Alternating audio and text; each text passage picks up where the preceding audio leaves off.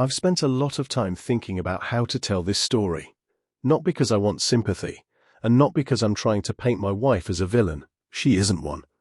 But I've learned that the most painful betrayals don't always arrive in dramatic, undeniable forms.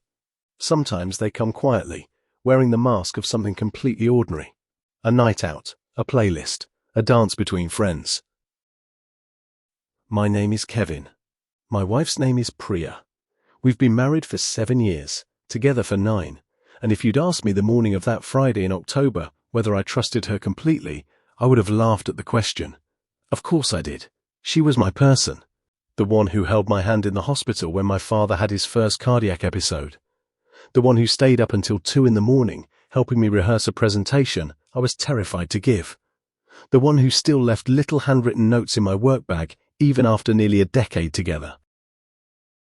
I trusted Priya the way you trust the ground beneath your feet, without thinking about it, because the alternative feels absurd. That Friday, Priya was going out with her work friends. This was completely normal. She worked at a mid-sized marketing firm downtown, and her team had a habit of unwinding at a bar called Foundry on the last Friday of every month. I had been to a few of these gatherings myself over the years, knew most of the people by name and face. Friendly crowd. A little loud, a little younger than us, but good people. She mentioned that a colleague named Joel would be there. I knew the name. She'd talked about him a handful of times. Smart guy, apparently very funny, recently transferred from their Chicago office.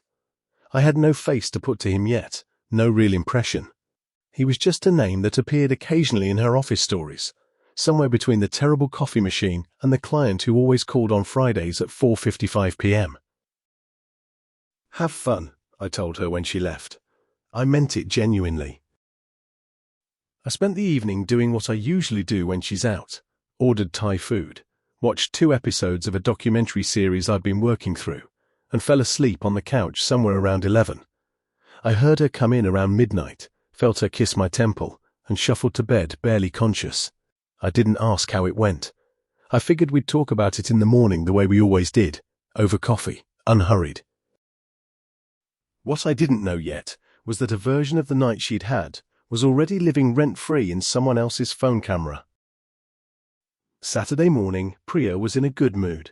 Easy, light, the way she gets after a genuinely enjoyable evening. She made eggs. We talked about her coworker Diane's new boyfriend, who had apparently dominated the entire evening's conversation. She laughed about someone doing karaoke badly. Normal debrief. Warm. I remember thinking how much I liked mornings like this. Then, around noon, I got a text from my friend Garrett. Garrett and his wife Simone had also been at Foundry that Friday night, something I hadn't known because we hadn't talked that week and he hadn't mentioned it. Simone and Priya had met at a few mutual events over the years and liked each other well enough, though they weren't particularly close. The text said, "Hey man, saw Priya at Foundry last night. Looks like you two were living separate social lives, lol. Hope you're good." Normal text. No edge to it. Just Garrett being Garrett. I replied that yeah, she'd been out with her work crew, asked how his night was. He sent back a few lines about the bar being too crowded, and then, almost as an afterthought, said, "Simone took a video of some people dancing. Your wife's in the background, just so you know. Nothing weird, we can send if you want, just funny footage." I told him sure, send it. He did. The video was about 40 seconds long. It was shot from across the room, clearly not focused on Priya. Simone had been filming a group of her own friends attempting some choreographed bit near the back. But there, in the left side of the frame, slightly blurred by distance but completely recognizable, was my wife. She was dancing with someone I didn't know, a man I'd never seen before, tall, dark-haired, close to our age. They were facing each other. His hand was at her waist, her lower back actually, pulled in rather than resting, and her hand was on his shoulder. Not the shoulder of someone keeping polite distance, the shoulder of someone leaning in. I watched it twice. The first time, I told myself I was being a jealous idiot. People dance. It's a bar. His hand was on her back, not anywhere else. She wasn't doing anything wrong. I was sitting at home manufacturing problems because I was bored and slightly predisposed to anxiety, something my therapist and I had talked about plenty. The second time, I noticed the music had stopped. That's the thing that lodged itself in my brain and refused to leave. Simone's video captured the moment clearly enough. You could hear the track that was playing fade out, the brief silence before the DJ transitioned to something new. The couple Simone had been filming stepped apart and started laughing. A few other people around the room did the same, the natural rhythm of a dance floor resetting. Priya and this man did not step apart. They stayed exactly where they were, his hand at her lower back, her hand on his shoulder. For a moment, maybe 4 or 5 seconds, which feels like nothing until you're watching it on a loop. They stayed in that position while the music was gone, talking closely, her face tilted up toward his. And then, just before Simone's camera panned away, I watched the man brush a strand of hair from my wife's face. I put the phone down.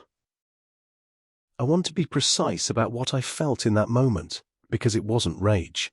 It wasn't even hurt, not yet. It was more like the sensation of stepping on a stair you didn't expect to be there. A sudden lurch, the stomach dropping, the frantic recalibration of your footing. I've asked myself many times since then whether I was overreacting. The gesture was small. A strand of hair, a gentle push of fingers, the kind of thing that could be casual between old friends. But the way it happened, after the music stopped, in the quiet between songs, with his hand still at her back, it didn't read as casual. It read as deliberate, comfortable, practiced. Priya hadn't mentioned any of this. Not the dancing. Not the man specifically. She'd talked about the group, about Diane, about karaoke. She hadn't said, Joel and I were dancing for a bit. It was fun. She'd given me an edited version of the night in which he was a peripheral character, and the video suggested he hadn't been. I sat with this for about 2 hours before I said anything. When I brought it up, I tried to be calm. I showed her the video. I told her Garrett had sent it and that I wasn't accusing her of anything. I just wanted to understand what I was seeing. She watched it, and then she laughed. It wasn't a cruel laugh. It was the quick, almost reflexive laugh of someone caught off guard, the kind that comes out when something feels absurdly small compared to the gravity being assigned to it. Kevin, she said, that's Joel. We were dancing. It's nothing. I know, I said, but the music stopped.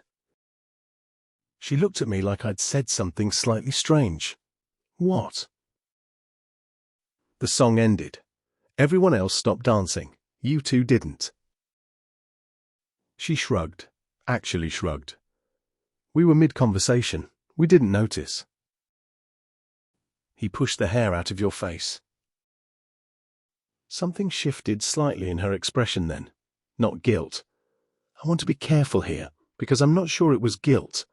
More like the recognition that I had found the specific detail she had not expected me to find. The one that was harder to contextualize inside the word nothing. He was just being friendly, she said. It's completely innocent, Kevin. You're making something out of literally nothing. And here is the part one keeps returning to, the part that matters more to me than the dance itself. It wasn't the gesture that bothered me. People touch each other's faces. It happens. What bothered me was what came immediately after I showed her the video. She hadn't said, "Oh, that must look weird, let me explain." She'd said, "It's nothing," which is a different thing entirely. It's nothing doesn't explain. It dismisses. It asks you to simply accept a verdict without evidence, and it relies on your trust to do the heavy lifting that transparency could do instead. I told her this. She told me I was being paranoid, that I was ruining a perfectly nice Saturday over a few seconds of video, that Joel was just a friend, just someone she'd known for a few months, and that reading into a hair tuck was the kind of thing people did when they were looking for problems.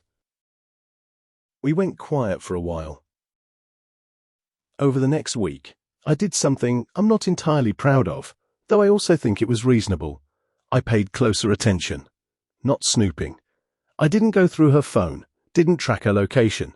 I just listened. I watched the texture of our evenings. I noticed how often his name came up, and I started counting. Joel said this. Joel thinks that. Joel suggested the team try this strategy. It wasn't alarming in isolation, but the frequency was notable. He had clearly moved from peripheral to primary in the last few weeks, possibly longer, and I simply hadn't been tracking. One evening, about 10 days after the bar, her phone buzzed on the kitchen counter while she was in the shower. I wasn't trying to read it, but the screen lit up facing the ceiling, and the name on the notification was his. I didn't read the message, but I saw the name, and it was late, nearly 11, and that registered. When she came back, I told her Joel had texted. She picked up the phone with what I can only describe as studied casualness and typed a short reply without explaining what it was about. I didn't ask. I was trying to decide what kind of person I wanted to be in this situation. The person who demanded explanations for every text, or the person who said clearly and once what was actually bothering him. I chose the second option. That night, after we'd gotten into bed and the lights were off, I told her I needed to have a real conversation. Not about jealousy. Not about whether Joel was attracted to her or whether anything had technically happened. But about something simpler and, to me, more important. I feel like you're not being fully honest with me about how close you two actually are, I said. Not because you're doing something wrong, but because there's a version of events you're giving me where he's a casual coworker, and there's what I'm actually seeing, and those two things don't match. Silence. Then, we've been talking more lately. He's going through something with his divorce, and I don't know. I've been there for him. How long has that been going on? A few months. Why didn't you mention it? Another silence, longer this time. Because I knew you'd make it into something it isn't. And there it was. The sentence that, more than the dance, more than the video, more than the late-night text, was the one that I couldn't simply absorb and move past. Because I knew you'd make it into something it isn't. What that sentence told me was that she had made a calculation. She had decided in advance that keeping this from me was better than telling me and having to manage my reaction. She had chosen her comfort, the ease of not having that conversation, over my right to actually know what was happening in my own marriage. That is not a small thing. I told her that. I said, the problem isn't Joel. The problem is that you hid the friendship because you anticipated I wouldn't like it, and then you kept hiding it. That's not something you do with things that are innocent. You hide things you know have the potential to look bad, even if they aren't. She didn't answer for a long time. When she did, she said, "That's not fair." "Maybe," I said, "but it's true." We spent the following 2 weeks in an uncomfortable place that I think every long-term couple eventually encounters in some form. Not quite a fight, not quite resolved, existing in the space between. She was defensive, I was withdrawn. We were polite to each other in the careful way that people are polite when they are storing larger conversations for later. What broke it open, ultimately, was not another incident. It was a question she asked me one evening while we were doing something completely mundane, cleaning up after dinner, the ordinary choreography of a shared life. "Do you actually think something happened?" she asked. Not combatively, quietly, the way people ask questions they genuinely want answered. I thought about it. "No," I said. "I don't think something happened. I think something was developing, and I think you let it develop farther than you should have, and I think you knew it, and that's why you didn't tell me." She set down the dish she was holding. "I think I got lonely," she said, and the words landed with a weight that I hadn't anticipated. We'd had a difficult year. I knew that. I had been consumed by a project at work that had stretched on for months, and I had been distracted in ways I hadn't fully acknowledged, present in body, but not entirely in mind. I had stopped asking her about her days with real attention. We had stopped having the kinds of conversations that make two people feel like more than roommates managing a shared schedule. I had known all of this on some level. I just hadn't wanted to sit in it. "I hear that," I said, and I meant it. "He listened," she said. "That's genuinely all it was. He was going through something, and I was going through something, and we listened to each other. And I think I let it get comfortable, more comfortable than it should have. And the dance was stupid, and I should have told you about it rather than hoping you'd never see it." It wasn't a full confession. Nothing had happened. I believed her on that, and I still do. But it was an honest accounting of the emotional architecture of what had been building, and that honesty was the first genuinely solid ground we'd found in weeks. I told her what I needed: transparency. Not surveillance, not check-ins, not demands that she end the friendship immediately. Just the simple, foundational thing of not being managed, of being treated as someone she could talk to rather than someone she had to carefully curate information for. She told me what she needed: for me to come back, to be present, to stop treating our evenings as recovery time from work and start treating them as the actual substance of our life. We talked for almost 3 hours that night. There's a tendency, when people hear stories like this, to want a villain, to ask, "But did she cheat?" As if the presence or absence of that specific transgression is the only thing that determines whether something worth examining happened. I understand the impulse. Binary questions are easier to resolve. But the thing I kept thinking about, the thing that lodged in my mind from the very beginning, wasn't whether my wife had slept with Joel. It was the music stopping, and them not stopping with it. That 4-second moment told me something real. Not that she was having an affair, not that she was a bad person or a dishonest wife, but that she had allowed something to exist in a space adjacent to our marriage without inviting me into it, and that the privacy she'd maintained around it was its own kind of line, not a dramatic line, not a line that movies are made about, but a line nonetheless. Boundaries in relationships are rarely violated in one catastrophic moment. They erode. They soften at the edges through small allowances. One evening where a friendship runs a little warmer than appropriate, one text that goes a little later than it should, one decision not to mention something because the conversation feels like too much trouble. None of these things are the thing. But together, accumulated, they create a distance between two people that one of them may not even notice until the other is standing in the kitchen asking a quiet, serious question about what's actually going on. I don't tell this story to indict Priya. I tell it because I think it's honest, and I think honesty about the complicated, non-cinematic ways that marriages get tested is more useful than pretending they don't happen. Joel transferred back to the Chicago office 4 months after all of this. I don't know whether that was related or coincidental. Priya said it was a decision he'd been considering for a while. It didn't matter much to me by that point, because the issue had never really been Joel.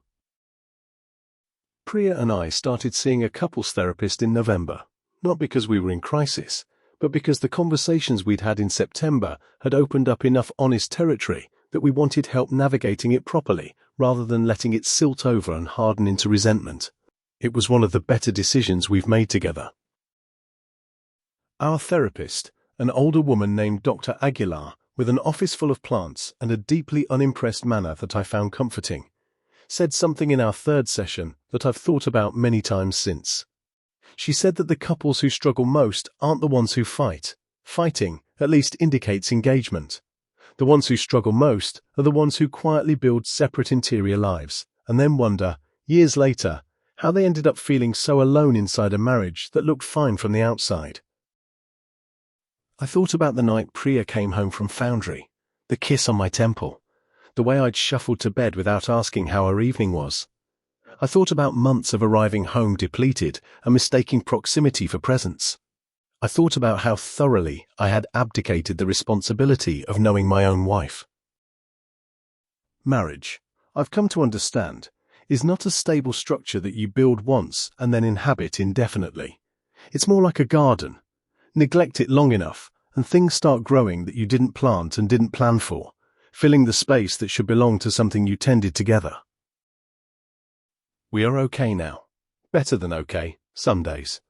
The kind of better that comes, not from returning to what you were before, but from becoming something slightly more honest, slightly more deliberate. Two people who now know, more clearly than they did a year ago, what it costs to stop paying attention. I still think about the video sometimes. Those 4 seconds when the music stopped and they stayed still, leaning in, and his hand moved to her hair. I've stopped replaying it looking for evidence of anything. I've started thinking of it differently now, not as proof of betrayal, but as a snapshot of the exact moment.